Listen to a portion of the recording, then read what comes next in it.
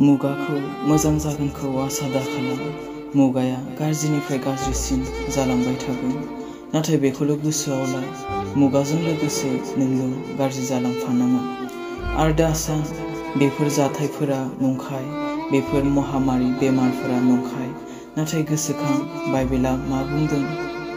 जेब्ला जोबनाय मुगा खाथि जागोन, जिसुनि फैफिननाय खाथि जागोन, जायगा जायगा दावहा नांगोन, बांग्रिं मावगोन, आंखाल जागोन, बेफोरबादिनो गोबां महामारि बेमार सफैगोन। अब्लाना मिथि, जिसुनि फैफिननाय समा खाथि जाबाय। बेफोर गासैबो मोनसे मोनसे वार्निं बेल गोजा।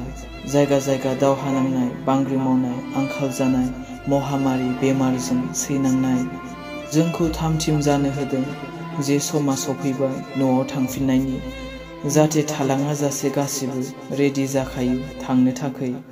मानोना आफाया लुबैया सासेखौबो थालांनायखौ, आद्रि जानायखौ। बेनिखायनो सांग्रां जानानै था, जिउआव सिरि मोननानै था। गारदो नोंनि गाज्रि आखल आखु, गाज्रि जानाय लोंनाय सोबनाय, गावजों गाव थगायलायनाय, रायखोमालायनाय।